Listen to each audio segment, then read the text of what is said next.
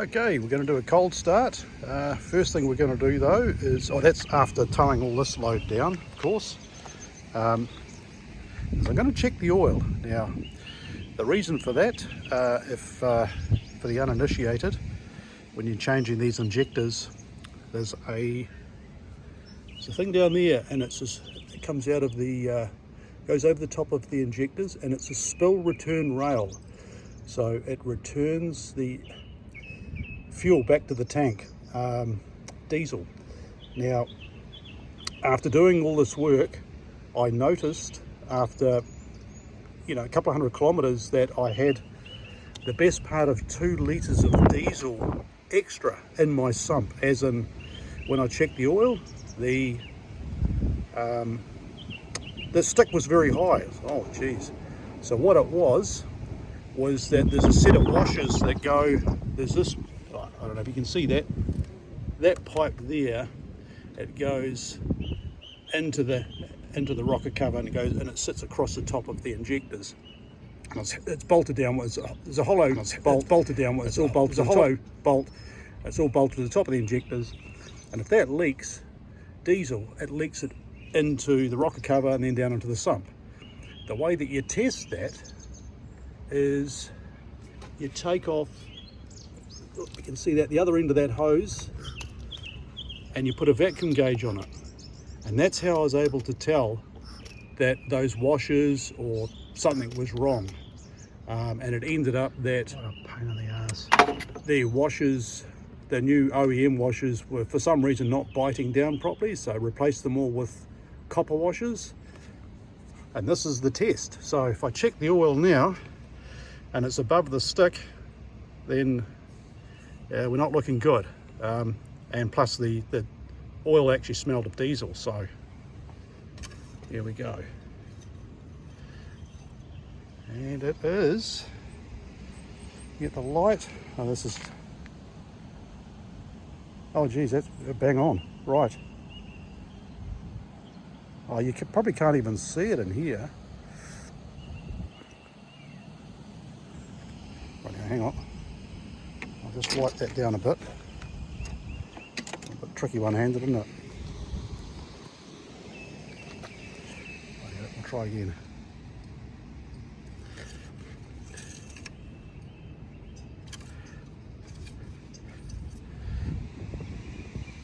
Oh yeah, that's on the money. And it doesn't smell of diesel, so right. Okay, let me check that in the light properly. The paranoia is starting to set in. Yep, that is bang on. It is just ever so slightly above the high mark, which is pretty much when I left home yesterday, that's how it was. So yeah, I'm pleased with that. Oops. Right, I'll give it a cold start, and we'll see if it's fuming out of the back, which it was. I don't need the bonnet up anymore, do I? No, I'll just start obsessing about stuff. So it was fuming on cold before, so I'll let it crack. How hot? Oh, it's pretty warm down here, 9 degrees, so.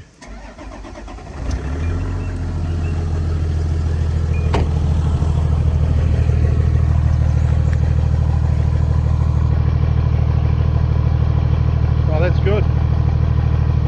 Yeah, that's great.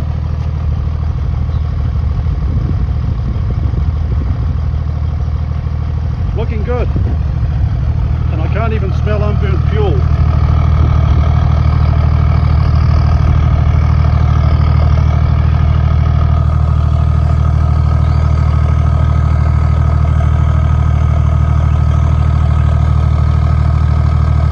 Just redirecting the fumes, you know. No, that's, wow, okay. Yeah, that's really good. I'm really pleased about that, and it's a lot quieter than it was.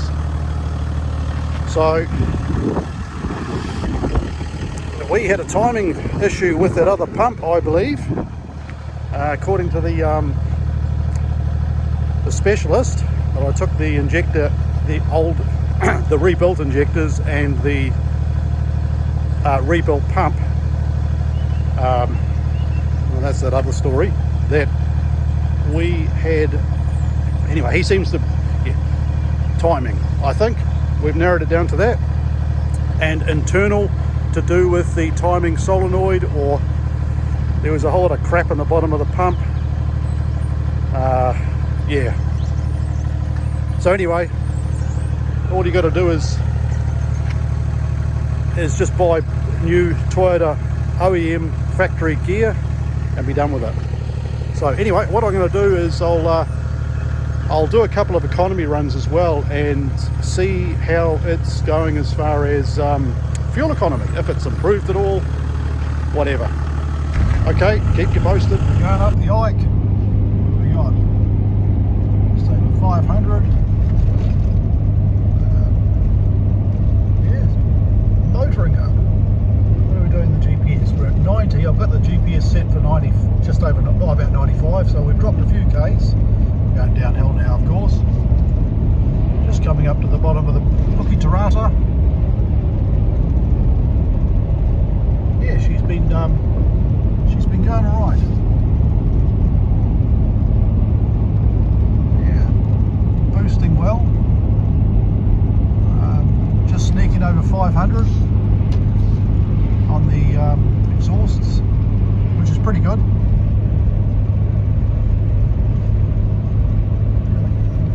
Pretty happy with it, actually. Very happy.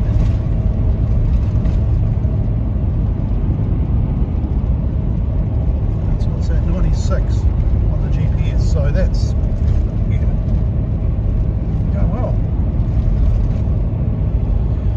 Okay, I'll do a bit of a recording when we get to the steepest part, if I can. Oh, let's put the kibosh on the old Ike Gauntlet. Jeez, frickin' roadworks. Unbelievable. There you go. Maybe not. We're cleared it. We're off. Like a herd of turtles.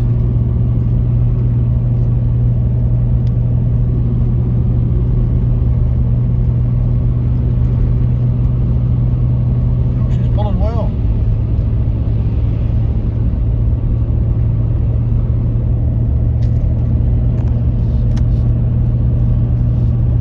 Not going that fast, but the main thing is we're accelerating, so I haven't got my foot flat either, because that other was a bit, oh, okay, that's flat now.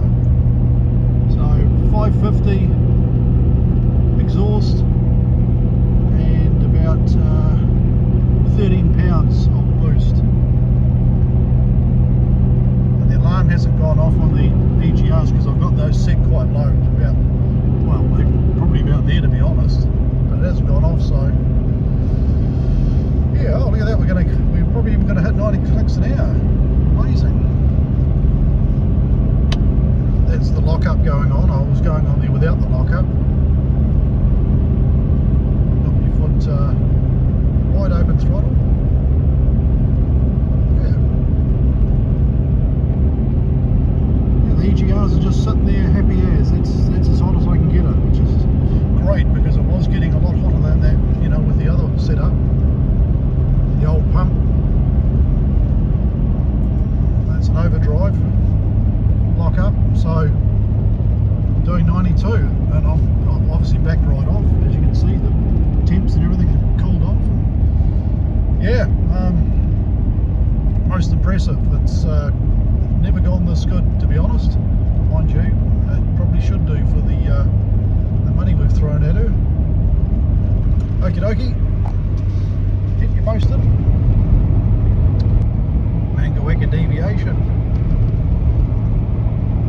Let's see how we go. Just got the cruise control set on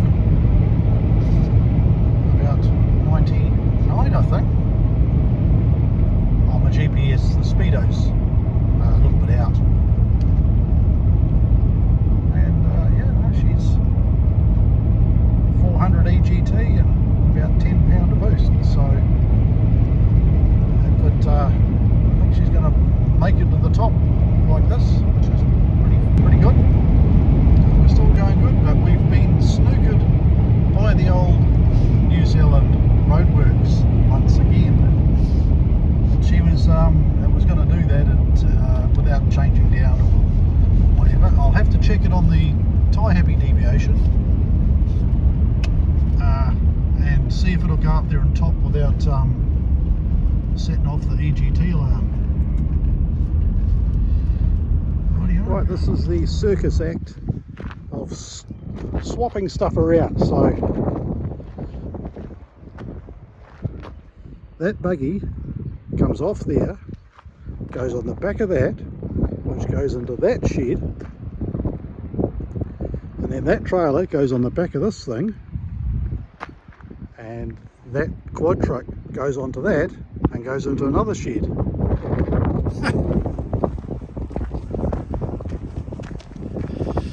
And we've just had the diff replaced on this. Well, the diff and pinion came out. The drive shaft fell out of this thing here, and the pinion nut had not been done up properly, so on and so forth. Anyway, that fell off and jammed, and that diff has been rebuilt. However, the diff lock is now on permanently, so I'm going to have to speak to the mechanics at Impact Off-Road and see if that's going to be a problem.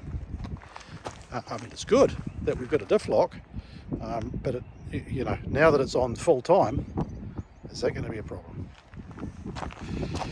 Rightio, I'll carry on.